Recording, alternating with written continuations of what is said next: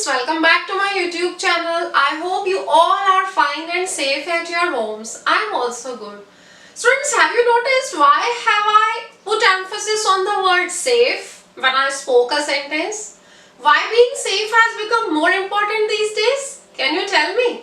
Yes, you are right, it's Corona. Corona has become a very big fear for all of us these days. Everybody is talking, everybody is thinking about Corona and Corona. You can see in the newspapers, you can see the people talking around, you can see on the news channels. So Corona is in the air these days. And the atmosphere is completely negative, full of stress. So I thought, why can't we do something positive in the atmosphere of negative? Why can't we learn some new and interesting words in the atmosphere of Corona? And we can do two things. We can learn many things about Corona disease and we can learn some new words through it. So this is the session we are going to do is completely related about vocabulary, about word power. And with the help of COVID-19 disease, we are going to talk about COVID-19 disease today. And I'm going to complete this session in two parts. Today I'm going to shoot part 1 and next video will be part 2. So don't forget to watch that video too. Okay, let's begin. Students, I have put some sentences. कुछ sentences मैंने COVID-19 पर based लिए हैं. तो first sentence I'm going to discuss with all of you, that is COVID-19 is an abbreviation for coronavirus disease of 2019. I have written this word in blue ink. Blue से लिखा है ताकि you can notice it. So abbreviation क्या है? COVID-19 abbreviation है किसके लिए? Coronavirus disease of 2019. So we have taken CO from corona, VI from virus, and D from disease, and 19 for 2019. So what is the meaning of abbreviation here? Abbreviation means short form. You can see here a short form of a word or a phrase.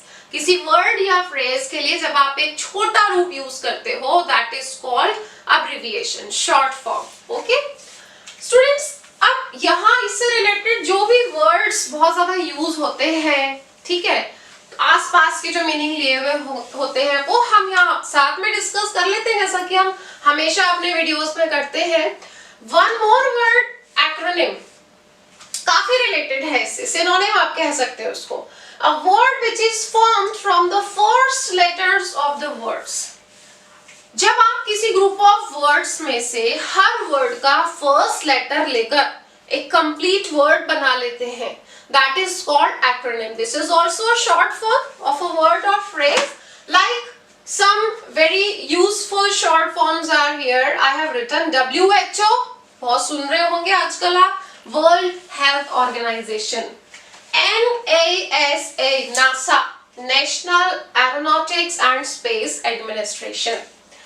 As soon as possible, it is the short form for as soon as possible, ASAP. AWOL is for absent without official leave. So you can use these short forms for showing these meanings. Okay, so this is called acronyms.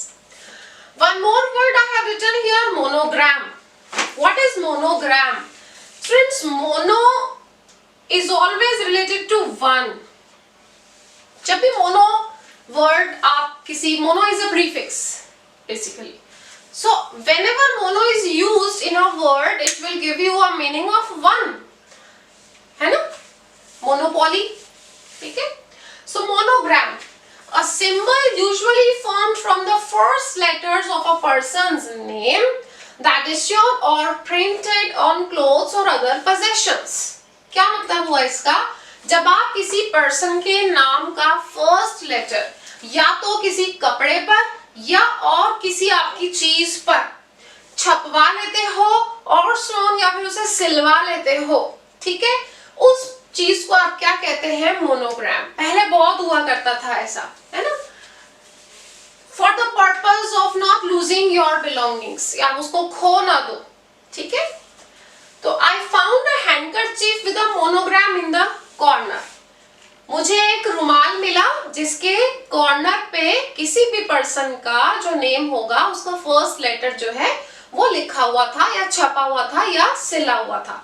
ठीक है, जैसे अगर किसी का नाम है अमन तो ए वहां पर सिल दिया, मान लीजिए अमन की माता जी ने, कि कहीं वो उसका रुमाल खो ना जाए, है ना। तो इस पर्पज से हो सकता है ऐसा। One more word is logogram. अच्छा, gram is giving the meaning to write. Gram हो या ग्राफ हो, ठीक है, ग्राम और ग्राफ सेम मीनिंग देते हैं हमें, टू राइट, लिखने का। Logogram, a sign or character representing a word or a phrase. This is called logogram. जैसे आपने बहुत बार देखा होगा कि sometimes this symbol is written to show and A and D, है ना, and at the rate of. So these are the symbols and these are representing a full word and at the rate of, है ना.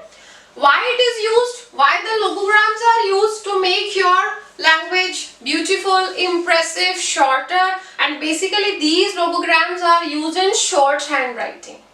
Okay, so these are the words. How many words are there to show the abbreviation, short form of a word or phrase? Acronyms, monogram, if you can see the single word of a person's name, and logogram basically कुछ symbols होते हैं जो किसी word और phrase को represent करते हैं। ठीक है, आप इसका स्क्रीनशॉट ले लें और आगे की बात हम फिर करते हैं। So here the second sentence about corona is written on the board, and that is, this is an infectious disease caused by severe acute respiratory syndrome. As I have said earlier that I have written the words in blue ink that we are going to discuss in the session so that you can easily notice the words. So the word is infectious. The word is ending in OUS, and we have already discussed in our previous video that was based on vocabulary. If a word ends in OUS, it belongs to the adjective family. It is an adjective here. So infectious का meaning क्या होता है friends? Able to be passed from one person, animal or plant to another. Means infection क्या होता है? Infection spreadable होता है, फैलता है एक पर्सन से दूसरे पर्सन में, एक एनिमल से दूसरे एनिमल में, एक प्लांट से दूसरे प्लांट में भी फैल सकता है। तो इस तरह की डिजीज को वी कैन से इन्फेक्शियस, जैसे एन इन्फेक्शियस डिजीज, जैसे कोरोना है ना। So here I have written some words that will give you the same meaning as infectious gives. So we are going to discuss the synonyms here. Synonyms देखते हैं। Communicable, contagious, contagion movie देख रहे होंगे काफी सारे students आजकल। Pandemic, epidemic and outbreak. Students, pandemic, epidemic meaning जो देते हैं वो महामारी का देते हैं। But what is the difference between pandemic and epidemic? In both two words, the disease spreads. But what is the difference?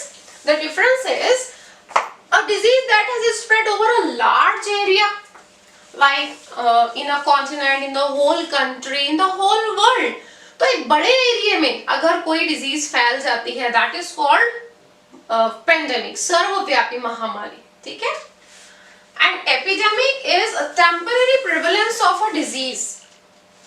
A temporary prevalence. Prevalence means the existence of something. मतलब in a particular region, एक बहुत बड़े area में एक बहुत बड़ा रूप नहीं लिया उस बीमारी ने अभी। तो ये बेसिकली द डिफरेंस है किस के बीच में, पेंडेमिक और एपिडेमिक के बीच में। दोनों में बीमारी तो फैल रही है but it has spread over a large area, जैसे अभी पूरी दुनिया में कोरोना फैला हुआ है, and this is a temporary existence of a disease in a particular region, है ना।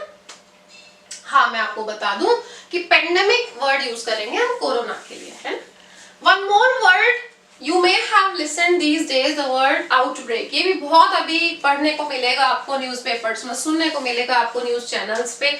Outbreak, outbreak is also the spread of the disease. So sudden breaking out or occurrence or eruption. Eruption and occurrence means the starting of something violently, or you can say to start something suddenly, usually violently. अचानक उत्पन्न हो जाना, अचानक शुरू हो जाना, अचानक निकल कर आ जाना कहीं से, दैट इज कॉल्ड इरप्शन और occurrence, that is outbreak.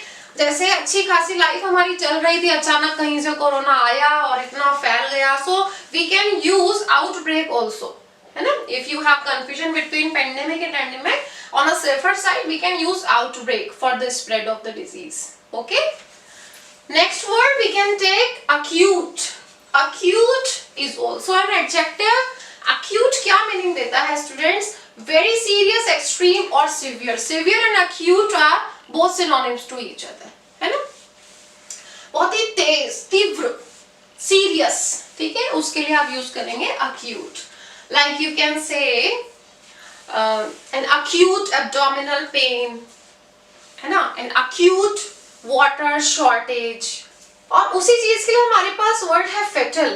If an illness or accident is fatal, it causes death.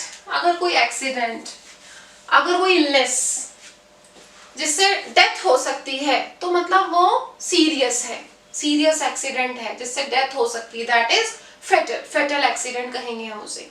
And the opposite of this word is, antonym to this word is non-fatal, है ना? So I have written an example here. The infection is usually non-fatal. Non-fatal I have used here. If the patient gets treatment right away, अगर patient को time पर treatment मिल जाए, तो ये infection जो है वो non-fatal है, मतलब जानलेवा नहीं है, उससे death नहीं होगी. Okay?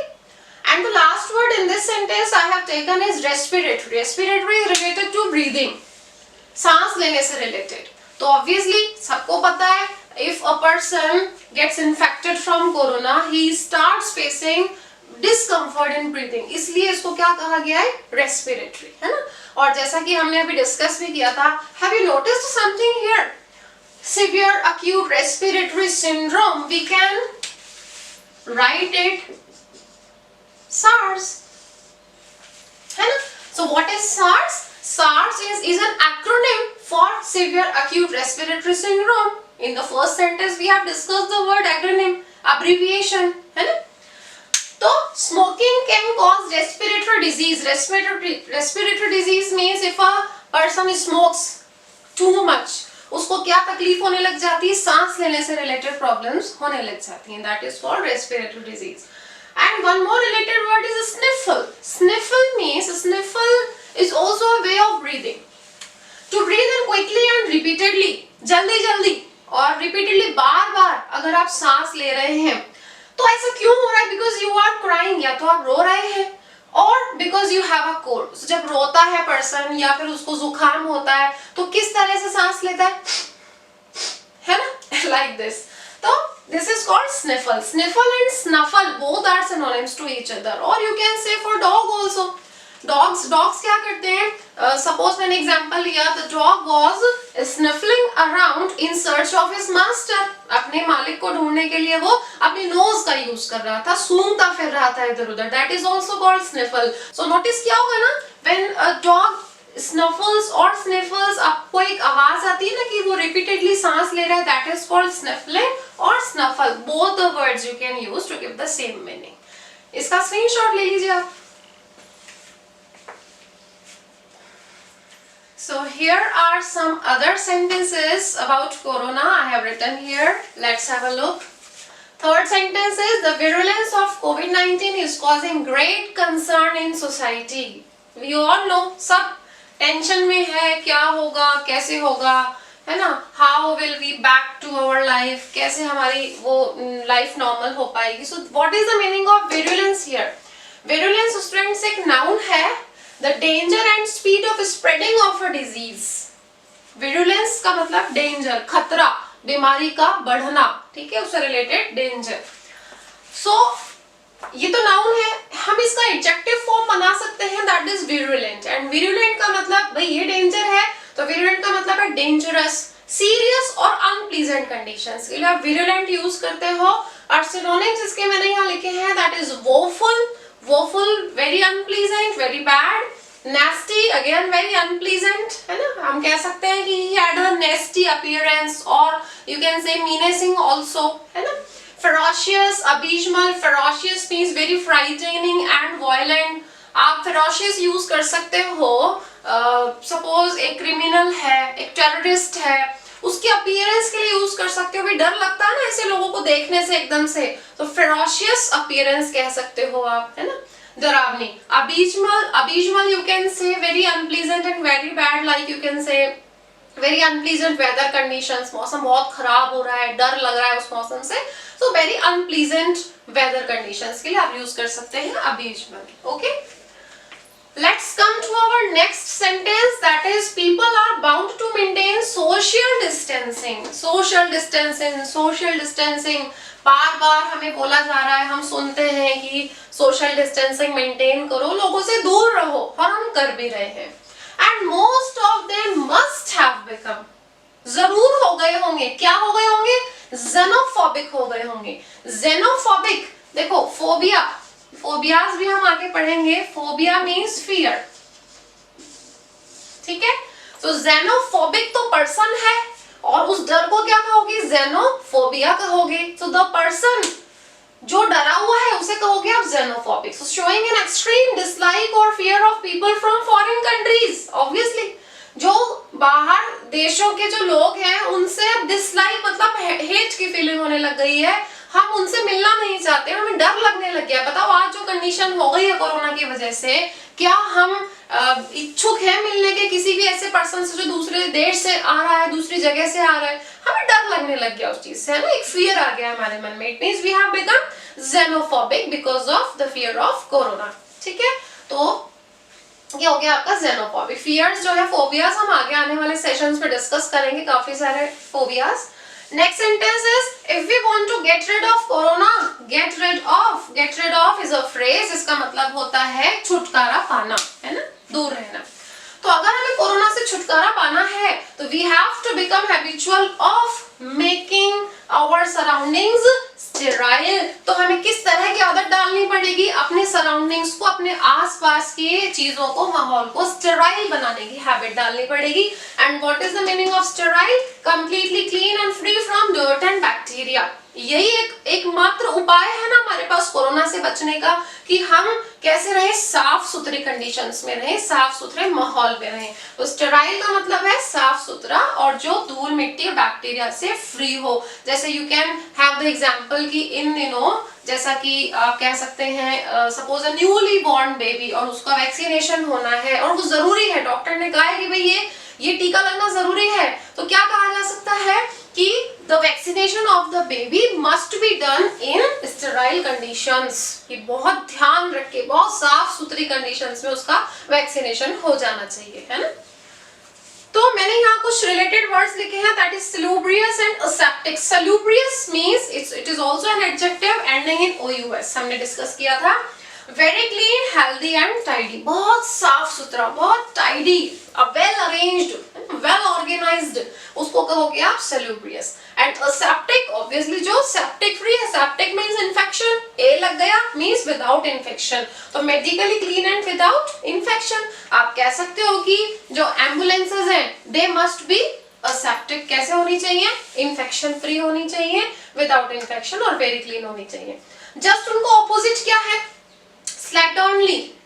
slatternly is an adjective जो मीनिंग देता है डर्टी और अनटाइडी का। बेसिकली slattern जो वर्ड होता है ना स्टूडेंट्स, अगर मैं केवल slattern की बात करूं तो slattern is usually used for a woman।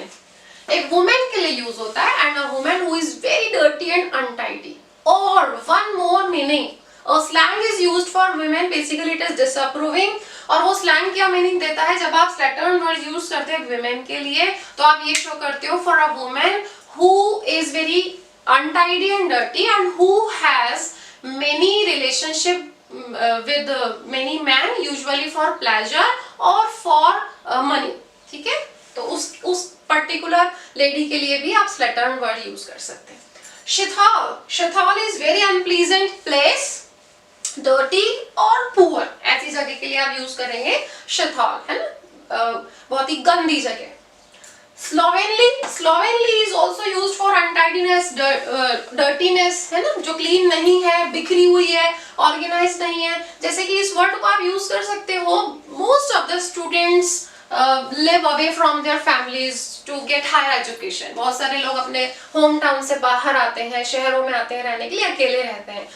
तो बेसिकली जो बॉयज, जो स्टूडेंट्स अपने घर से बाहर रहते हैं, पढ़ने के लिए आते हैं, टाइम नहीं मिल पाता, तो उनका जो रूम होता है ना बहुत ही अनऑर्गेनाइज्ड होता है, वेल अरेंज नहीं होती है चीजें, है ना। बेडिंग कैसे है, टेबल कहाँ है, बुक्स कहाँ है, बर्तन कहाँ रखे हैं, तो इस तरह का माहौल अगर है तो एक स्टूडेंट ये कह सकता है कि I have to improve my slovenly habits as my mother is coming to stay with me for some days. भैया मम्मी आ रही है, मुझे अपनी स्लोवेनली हैबिट्स को इम्प्रूव करना है, मतलब कि यहाँ अगर पिलो रखना है तो यहीं रखना है, यहाँ शूज रखना है तो यहीं रखना है। अब मैं वो हैबिट्स नहीं कंटिन्यू रख सकता, मम्मी के सामने की जूते उतार के फेंक दिए, बुक फेंक दिया ना, इस तरह से नहीं कर सकते हम।